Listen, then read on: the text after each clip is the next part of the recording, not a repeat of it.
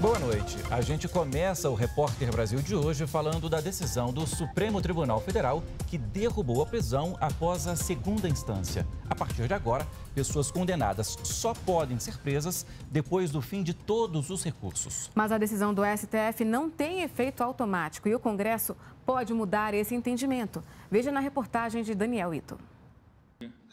A última sessão que julgou as ações que questionavam a prisão após condenação em segunda instância durou mais de 7 horas. Com o placar empatado em 5-5, a prisão nesses casos foi considerada inconstitucional no último voto do presidente do Supremo, ministro Dias Toffoli. Voto pela procedência das ações diretas de constitucionalidade. Ele e os ministros Celso de Mello, Gilmar Mendes, Ricardo Lewandowski e Rosa Weber seguiram o entendimento do relator, ministro Marco Aurélio Mello, de que a execução de pena antes do fim dos recursos é incompatível com a Constituição Federal, que afirma que ninguém será considerado culpado até o trânsito em julgado de sentença penal condenatória.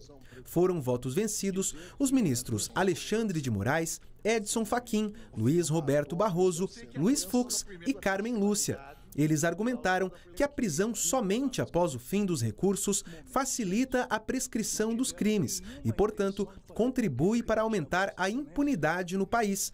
Após a proclamação do resultado, o ministro Edson Fachin falou do impacto que a decisão terá nos processos criminais. Do ponto de vista dos crimes de corrupção e lavagem de dinheiro, lavagem de capitais, deixamos de ter um mecanismo relevante, importante e, em meu modo de ver, constitucional, mas isso não significa que todos os esforços para que haja o devido combate nos termos da Constituição e com as garantias constitucionais deixará de ser feito. Com este resultado, os presos que cumprem pena, mas que ainda não tiveram o processo transitado em julgado, passam a ter o direito de aguardar em liberdade até o fim dos recursos. Segundo o Conselho Nacional de Justiça, cerca de 4.900 pessoas estão nessa situação. Este criminalista explica que a soltura desses presos não vai ocorrer de modo automático. Na prática, o advogado faz o requerimento para o juiz analisa se ele preenche os requisitos e defere ou não. A Ordem dos Advogados do Brasil foi a autora de uma das ações sobre a segunda instância.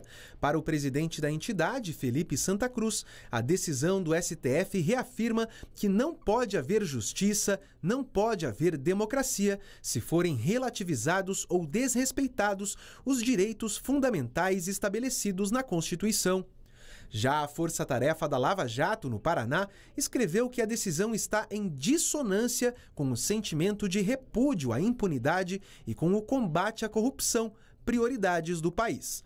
O ministro da Justiça e Segurança Pública, Sérgio Moro, também se manifestou. Disse que sempre defendeu a execução da condenação criminal em segunda instância, mas afirmou que a decisão do STF deve ser respeitada. Moro também lembrou que o Congresso pode alterar a Constituição ou a lei e permitir novamente a execução em segunda instância. A afirmação do ministro Moro se refere a 2 PECs que tramitam no Legislativo e que podem alterar o texto da Constituição para, mais uma vez, permitir a prisão após condenação na segunda instância.